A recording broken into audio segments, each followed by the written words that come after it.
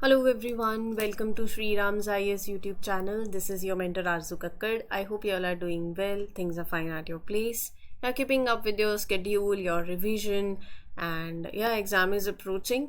It's very near. So seat belts बांध लो और अब मतलब किसी भी तरीके की ढील मत दो अपने आप को, अच्छे से जम के कस के तैयारी करो क्योंकि by the end of the day जब एग्ज़ाम से बाहर आओ, हॉल से बाहर आओ, एग्जामिनेशन हॉल से, तो ये लगे कि आपने अपना 100% दिया है। ठीक है, इसी के साथ आज का लेक्चर शुरू करते हैं। आर्टिकल्स आपके सामने हैं, ये लिस्ट है that will talk about in detail. I will give you a brief. अच्छा, ये हमें कवर करना है ताकि you stay connected whole throughout, है ना। तो as far as first article is concerned, तो पेंटिंग से जुड़ा हुआ ये आर्टिकल है। और जब इस पे आएंगे, क्योंकि ये आपके आर्ट एंड कल्चर से लिंक करता है, अगर आप आर्ट एंड कल्चर कर रहे हो अच्छे से तो आपको पता होगा जितनी भी पेंटिंग्स हैं वो आपके लिए इम्पॉर्टेंट हैं।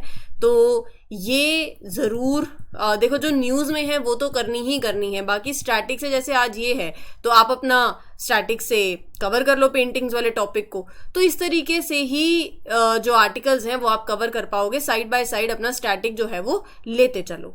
ठीक है, then next is your essential program on immunisation. GS paper 2 से ये आपके कनेक्ट करता है and will talk about it also. क्या है ये प्रोग्राम, everything about it in detail. अच्छा, कौन कौन से अगर कोई इम्यूनाइजेशन प्रोग्राम है तो कौन कौन सी जैसे डिसीजेज हो गई फॉर दैट मैटर, कौन सी डिसीजेज को कवर करता है, यहाँ से भी एक सवाल बन सकता है, राइट। तो वो सारी बातें जैसे जैसे आर्टिकल पे आएंगे वो कवर करेंगे। Then you have minimising the burden of hospital charges. ये एडिटोरियल आया हिंदू में, तो इसके बारे में इन डिटेल चर्चा करेंगे। मैं आपको नंबर ऑफ पॉइंट्स जो हैं वो सारे मेंशन कर दूंगी, बट आपको क्या करना है, सुनने पे ध्यान देना है। बस आपका इतना सा काम रहेगा कि whatever I will say just listen to that, और साथ ही साथ उसको नोट डाउन करते रहना। पॉइंट सिर्फ नोट डाउन कर लेना, जो समझाऊंगी वो आप सुनते रहना। ठीक है, तो इसी तरीके से आपके शॉर्ट नोट्स बनते हैं। ऐसा नहीं होता है कि जो समझा रही हूँ वो भी लिखते चलो, तो वो लेंदी नोट, वो नोट्स ही नहीं बने। नोट्स शुड बी ऑलवेज जो क्रिस्प हो, शार्प हो और जो सिर्फ आपको समझ आए। और जब आप एग्जाम्स में भी देखोगे तो आपको सिर्फ पॉइंट्स लिखने हैं वहां पर, है कि नहीं। तो इसीलिए मेक श्योर जब भी आप आए तो आपके पास पेन एंड पेपर जरूर होना चाहिए। नोटबुक, नोट्स, जो भी जिस भी आप नोट्स में बना रहे हो, नोट्स प्रिपेयर कर रहे हो, वो साथ में जरूर रखें। ठीक है जी। फिर उसके बाद जो आपका अगला आर्टिकल है that is your national Centre for Good governance. तो क्या है ये, और इन डिटेल जो इसका स्टैटिक पोर्शन रहेगा वो सारी इसके अंदर हम डिस्कशन करेंगे। By the end of this lecture ये आर्टिकल तब हम लेंगे एंड यहाँ पर हम National Centre for Good governance के बारे में, उसका बैकग्राउंड के बारे में, उसके ऑब्जेक्टिव्स के बारे में, गवर्निंग बॉडी, हेड ऑफिस कहाँ है, ये सारी डिस्कशन होगी। ठीक है। Then you have Goldman prize from Asia. किसे मिला है, कैसा ये प्राइज है, किस लिए दिया जाता है, और यहाँ पर हम हसदेव अरण्य रीजन के बारे में बात करेंगे। तो वो कैसा रीजन है और उसके रिगार्डिंग जो forest that falls under that particular, ये जो एरिया है it is a forest, Chhattisgarh के अंदर पड़ता है ये, राइट। तो वो आपके एग्जाम के लिए इंपॉर्टेंट हो जाता है, ज्योग्राफी के लिए भी इंपॉर्टेंट हो जाता है। So will connect that way. तो जब भी जैसे ही आर्टिकल आएगा विल टॉक अबाउट इट। ठीक है जी, तो सेशन शुरू करते हैं एंड लेट्स बिगिन। कोई डाउट होता है तो you can ask me in the comment section. Okay then let me take you to the first article. The first generation women Pattachitra artist of West Bengal's village of Naya are selling their work online and they are being recognised the world over. तो यहाँ पर इस context के purpose में UPSC आपसे ये नहीं पूछेगी कौन से विलेज से मतलब किसने ऑनलाइन सेलिंग शुरू करी, ऐसे सवाल नहीं आएगा। आपके लिए पेंटिंग इंपॉर्टेंट हो गई क्योंकि पेंटिंग अब न्यूज़ के अंदर आ गई है। तो बंगाल के अंदर मतलब न्यूज़ इसीलिए है कि आजकल में फर्स्ट जनरेशन वुमेन आर्टिस्ट जो हैं from a village in Bengal, वो अपनी ये जो पेंटिंग्स हैं ऑनलाइन वो सेल कर रही हैं and they are getting recognition world wide. तो जब वर्ल्ड वाइड रिकॉग्निशन भी मिल रहा है तो हमारे लिए पेंटिंग इंपॉर्टेंट हो जाती है, वैसे भी इंपॉर्टेंट है, न्यूज़ में आ गई है। पट्टचित्र, पट्टा मतलब क्या है, कपड़ा, क्लॉथ, और चित्र मतलब पिक्चर। तो यहां से ये वर्ड बनता है, संस्कृत का वर्ड है। तो इट कम्स फ्रॉम मतलब पट्टा मतलब क्लॉथ एंड चित्र मतलब पिक्चर। सो मतलब मुझे ये समझ आ गया है कि ये जो पेंटिंग्स हैं कपड़े पर करी जाती हैं। अब वो कपड़ा कैसा हो, कॉटन का होगा, सिल्क का होगा, ये हम पढ़ लेंगे। और यहाँ पर ये जो पेंटिंग्स फेमस होती हैं ये अपने डिटेल्ड आर्टवर्क के लिए फेमस है। मतलब जब आप इनकी पेंटिंग्स देखोगे तो वो हिंदू माइथोलॉजी को डिपिक्ट करते हैं, ठीक है। तो ये जो पेंटिंग है ये ट्रेडिशनल आर्ट फॉर्म है उड़ीसा का, वेस्ट बंगाल का, तो जो ईस्टर्न पार्ट पड़ता है, ठीक है जी। So it's a general term for traditional cloth based scroll painting based in eastern India, Orissa state और वेस्ट बंगाल स्टेट्स की यहाँ पर बात हो रही है। और बिलीव किया जाता है कि 12th सेंचुरी, मतलब it is believe to have originated as early as 12th century. पट्टा का मतलब क्लोथ होता है, चित्र का मतलब पिक्चर होता है, तो वहीं से ही ये बना है पट्टा चित्र, राइट। तो इसमें आपको इंट्रिकेट डिटेल्स के लिए बहुत फेमस है, जिसमें आपको माइथोलॉजिकल नरेटिव्स, फोक टेल्स सब वहां पर देखने को मिलेंगी। मतलब इस पेंटिंग यही डिपिक्ट करती हैं, they depict stories of Hindu deities. Orissa का बहुत ही एंशियंट आर्टवर्क है ये, originally created for ritual use and souvenirs for pilgrims to Puri as well as temples, other temples in Orissa. तो बेसिकली वो यही बोल रहे हैं कि these paintings are really very famous and they are known for this their artwork. अब रही बात इसके मेकिंग की, बात करते हैं। तो ये पेंटिंग्स बनाने के लिए स्पेशल कैनवास जो होता है वो प्रिपेयर किया जाता है, जिसके अंदर जो कॉटन की साड़ीज हैं उनकी लेयरिंग होती है with that tamarind paste, clay powder के साथ भी, right. So originally cotton canvas use होता था, बट अभी सिल्क भी हो रहा है, राइट। फिर उसके बाद मतलब फिर बॉर्डर्स पहले वो बनाते हैं, फिर जैसे जैसे उनका जो ट्रेडिशन है उस हिसाब से पेंटिंग्स फॉलो अप होती हैं। जितने भी कलर्स इस पेंटिंग के अंदर यूज करे जाते हैं वो सारे नेचुरल सोर्सेज से आते हैं, जैसे लैम्प सूत से आ गया, राइट। सो महीने लग जाते हैं, हफ्ते लग जाते हैं इसको कंप्लीट करने के अंदर, क्योंकि बहुत इंटीग्रेट डिटेलिंग होती है। और जो टाइम कंज्यूमिंग प्रोसेस भी है, क्योंकि आप यहाँ पर you are using those natural colours as well, right. So they are made on special canvas, बता दिया। Cotton saris are laid, tamarind paste, और फिर उसको क्ले पाउडर से कोट कर दिया जाता है। पहले कॉटन कैनवास यूज किया जाता था, बट अभी कॉटन एंड सिल्क कैनवास दोनों यूज करे जाते हैं। एंड फिर उसके बाद जैसे कि मैंने आपको बताया, it's a tradition to complete the borders of the painting first. कभी कभी ऐसे जनरल सी स्टेटमेंट यूपीएससी डाल देगी, तो ये ध्यान में रखना। Yes, it is a tradition to complete the borders of the painting first. जितने भी कलर्स हैं, ऑल कलर्स या some all colours are obtain from natural sources. Yes, generally ऐसा लगता है ऑल वाली स्टेटमेंट्स गलत होती हैं, है ना। तो देखो, जिसने पढ़ा है उसे पता है कि हाँ यहाँ पर ये all exceptions are always there, तो ये एक्सेप्शन है। हर एक पेंटिंग जो है मतलब उसको महीने लग जाते हैं प्रिपेयर होने में, क्योंकि बहुत ही माइन्यूट और इंट्रिकेट डिटेलिंग आर्ट वर्क है।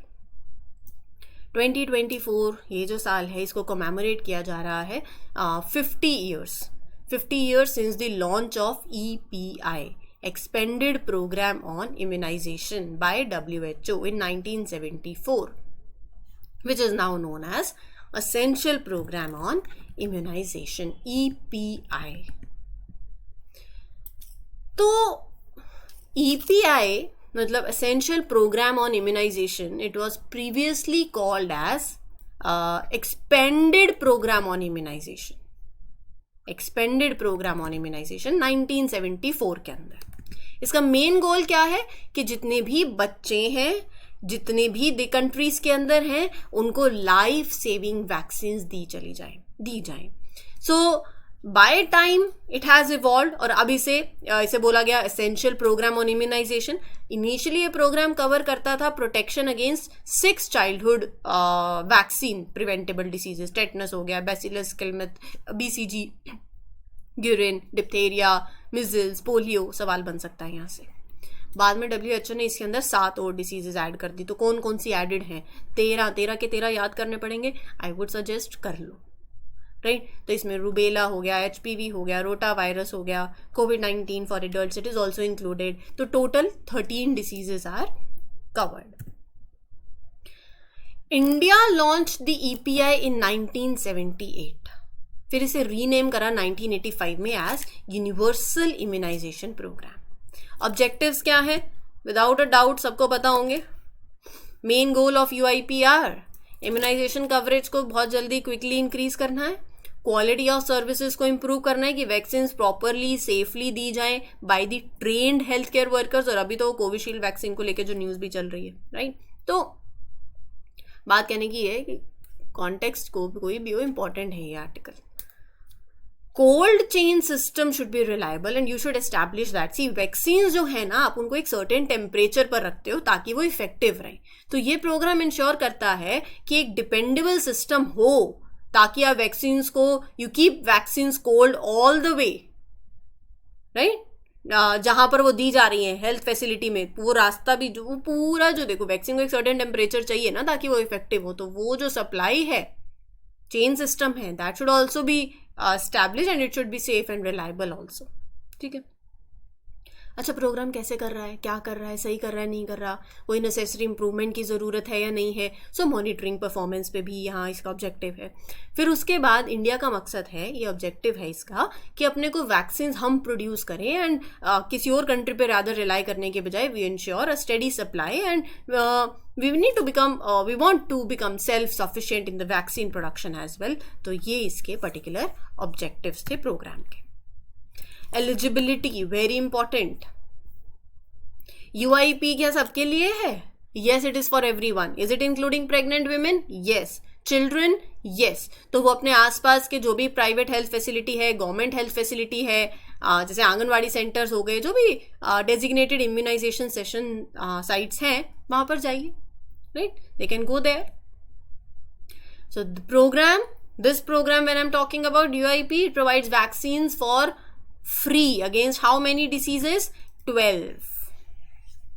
Nationally against 9 diseases। तो यहाँ पर आपके पास कुछ diseases के नाम हैं। Nationally it covers 9 diseases: diphtheria, tetanus, whooping cough। मतलब people from all parts of society, whether they live in villages, cities, they can access this high quality vaccine to prevent themselves। In addition to these 9, sub-nationally against 3 diseases: pneumonia, Japanese encephalitis, rotavirus diarrhea, right? Pneumococcal conjugate vaccine and rotavirus vaccine, they are in process of expansion। JE की vaccine is provided only in endemic districts, right? So in addition to the 9 diseases that are covered nationally, UIP in India, it provides vaccines against 3 other diseases सब national level पे। वो 3 आपको ध्यान में रखनी है: rotavirus diarrhoea and pneumococcal pneumonia and Japanese encephalitis. ठीक है, तो ये ध्यान में रखिएगा। इसी के साथ बढ़ते हैं हमारे अगले आर्टिकल के ऊपर। गोल्डमैन एनवायरमेंटल प्राइज, चलो इसके बारे में बात करते हैं। Alok Shukla, convenor of Chhattisgarh Bachao Andolan and founding member रहे ऑफ हसदेव अरण्य बचाओ संघर्ष समिति, को अवार्ड दिया गया है and has been awarded 2024 Goldman prize from Asia. हम बात करेंगे गोल्डमैन एनवायरमेंटल प्राइज की। सवाल ये भी आएगा किसको मिला है, तो नाम ध्यान में रखना है, Alok Shukla. Goldman environmental prize, मैं आपको लाइंस नहीं पढ़ती, ऐसे समझा देती हूँ पहले। ये जो प्राइज है, इट्स लाइक ग्रीन नोबल। ये उन लोगों को ऑनर करता है जिन्होंने बहुत हार्ड वर्क किया है to improve, to protect the natural environment, even when कि उनके लिए रिस्की हो जाए personally, but they are protecting and improving the natural environment. ठीक है,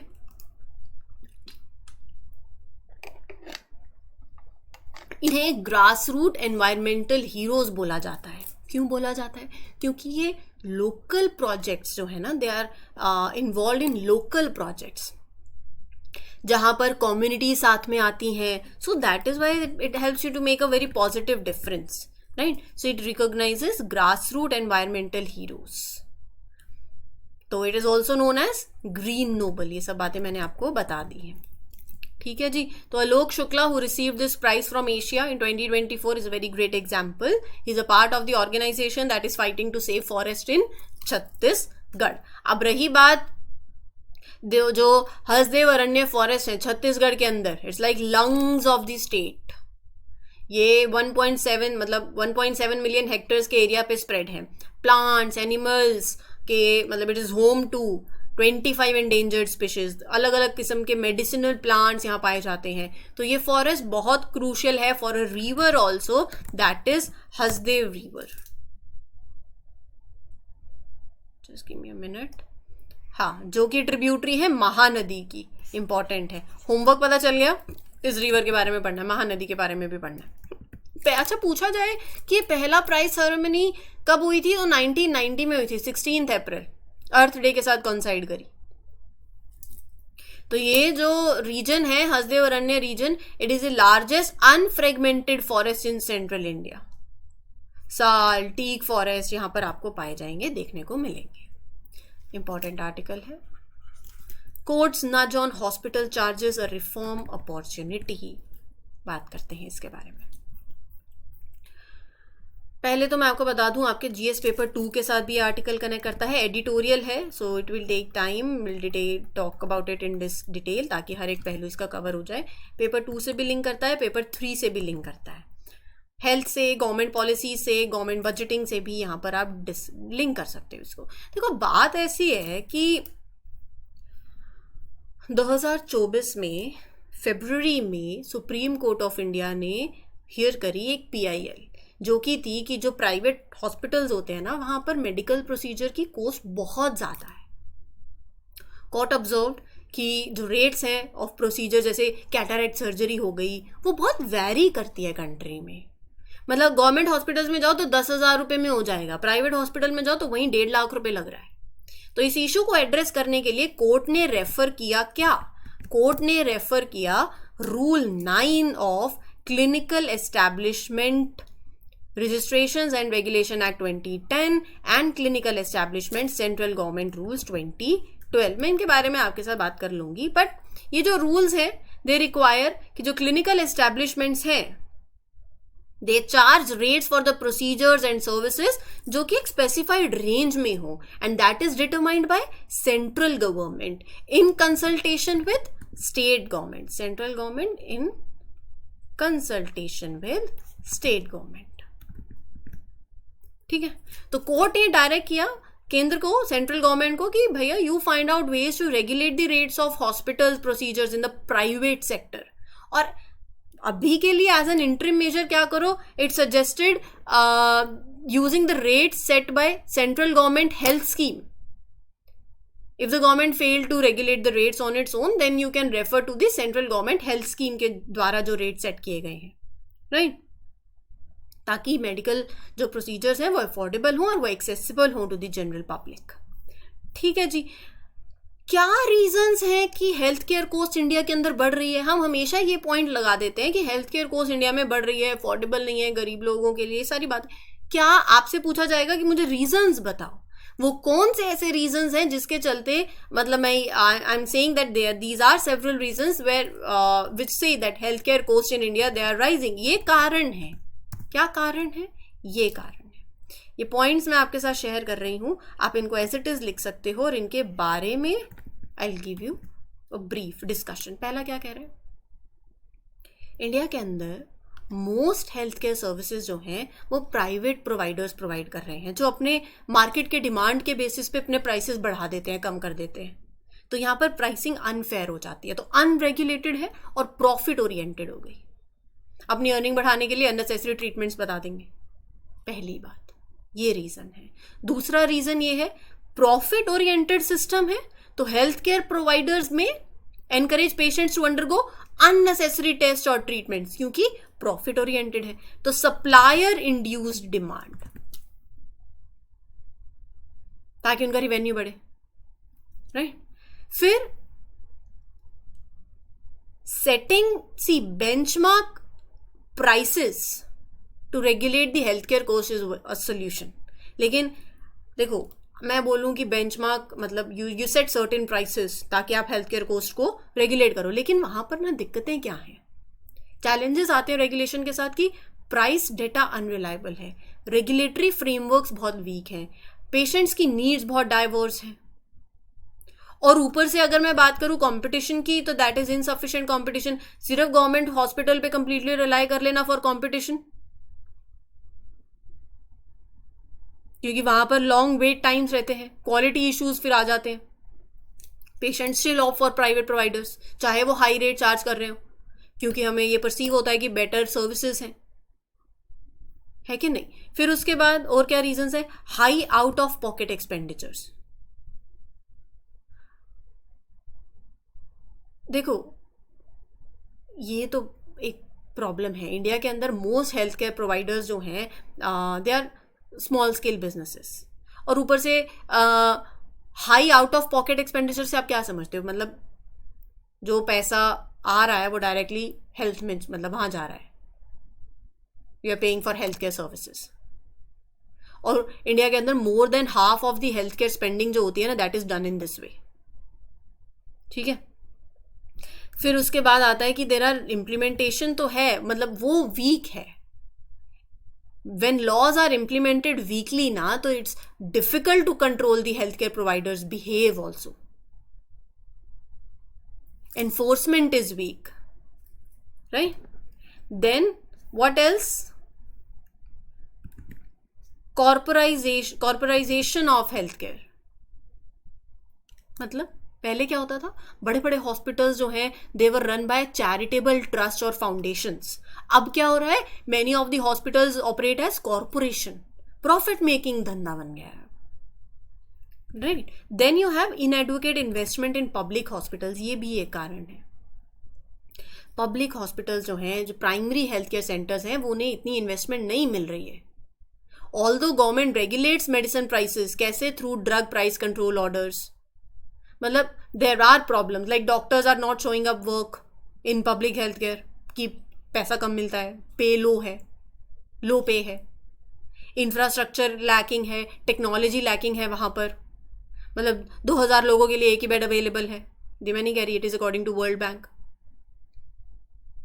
फार्मास्यूटिकल इंडस्ट्री इंडिया की जो है वो बड़ी है, मेडिसिन आर cheaper globally, लेकिन due to some unethical practices they are making medicines less affordable within the country. So urban areas के अंदर top notch health care मिलेगी, but कहीं दूसरे, मतलब आई विजिटेड अ प्लेस जहाँ पर एक मेडिकल की शॉप नहीं थी, एक डॉक्टर की प्लेस नहीं थी, उन्हें अर्बन एरिया में जाना पड़ रहा था। ये अभी भी है। अच्छा, क्या कर सकते हो to prevent the rise of health care cost in India, वो बताओ आप। पॉइंट्स लिखो, मैं आपको जैसे 2-3 पॉइंट्स बताती हूँ। STG, formulating standard treatment guidelines, clinical needs, extent of care, cost required, right. तो ये चीजें जो है, यू विल इंश्योर कि अप्रोप्रिएट केयर है while you are managing the cost effectively also, तो वो जो आउट ऑफ पॉकेट पेमेंट है ना, वो भी कम होगी। अब यहां पर ना दूसरी बात यह है, you need to come up with comprehensive health financing reform strategy. मतलब मैं सिर्फ प्राइसेस कैपिंग कर दूं, वो मेरे रूट कॉज को एड्रेस नहीं करेगी। तो आपको क्या करना है, कॉम्प्रीहेंसिव रिफॉर्म स्ट्रैटेजी की रिक्वायरमेंट है, ताकि प्राइसिंग फेयर हो, ट्रांसपेरेंट हो और रेट्स का मैनिपुलेशन नहीं हो। जैसे तमिलनाडु, राजस्थान की स्टेट्स हैं, they have implemented strategies to procure cheap generic medicine जो होती हैं, वो डायरेक्टली मैन्युफैक्चर से वो लेकर आते हैं, distribute them to the patients. कैसे? Through centralise agencies. ये अप्रोच आप प्राइवेट प्रोवाइडर्स को आगे एक्सटेंड करो। ये कुछ चीजें, ट्रांसपेरेंसी और लेकर आओ, है कि नहीं। तो these all are the things that you can address. NEET exam जो है, वहां पर you need to do restructuring. Colleges की you need to address the commercialization of medical education in India, right? So these are the things. Moving ahead with the last article of today's lecture, that is कि there are discussions regarding renewal of MOU between National Center for Good Governance India and Bangladesh Ministry of Public Administration for period 2024-2029. तो जब दोनों में ये बातें हो रही हैं तो हमारे लिए इंपॉर्टेंट है हम National Centre for Good Governance की बात कर लें। एक ऑटोनोमस इंस्टीट्यूट है, Department of Administrative Reforms and Public Grievances के अंदर आता है, ठीक है। It was establish in 1995 by Lal Bahadur Shastri National Academy of Administration, जहां आप सब जाना चाहते हैं, लबासना, टॉप ट्रेनिंग इंस्टीट्यूट हमारा हाई फॉर सिविल सर्विसेज. तो initially NIAR it focus on administrative research, but 2014 के बाद इसका मैंडेट एक्सपैंड किया गया और इसको नाम रखा गया national Centre for Good governance. And scope और ज़्यादा ब्रॉड हो गया and you focus on promoting more of good governance practices along various sectors. So this centre for Good governance के क्या क्या ऑब्जेक्टिव्स हैं ये मैंने आपको बता ही दिया है. इसका बैकग्राउंड, इसका ओरिजिन 1995 में NIAR वॉज सेटअप इन लवासना. फिर उसके बाद इसका नेम चेंज हुआ एंड 2014 के बाद इसका मैंडेट और ज़्यादा बढ़ा दिया गया. ऑब्जेक्टिव यही है, गुड गवर्नेंस प्रमोट करना है. It offers recommendations, guidance on governance matters, right. So information that it collects the information, it stores the information about best practices, initiatives, methods that promote good governance. और ये information बहुत valuable है for successful strategies. अलग अलग government departments और ज़्यादा improve कर सकती हैं. ठीक है. So this body, the center is governed by, it is overseen by the governing body and that is led by cabinet secretary, headed by cabinet secretary. और यहाँ पर अगर मैं गवर्निंग बॉडी की बात कर रही हूँ तो it is composed of high individuals, जहाँ पर बात करते हैं सेक्रेटरीज की of 9 ministries and departments and 5 eminent persons. वो कौन कौन होंगे? Academicians, eminent administrators, specialist, eminent innovators, heads of reputed institutions as members. So these are they can be the 5 eminent persons. पूछा जा सकता है. डायरेक्टर जनरल जो कि चीफ एग्जीक्यूटिव है of the centre acts as the member secretary of the governing body. इसका head office new Delhi के अंदर है और एक ब्रांच ऑफिस मसूरी में भी है. ठीक है जी. तो ये था आज का सेशन. उम्मीद करती हूँ चीज़ें क्लियर हो गई हूँ. कोई डाउट हो तो you can ask me in the comment section. This is your mentor Aarzoo Kakkar signing off for today. Happy learning, all the best, take care, thank you.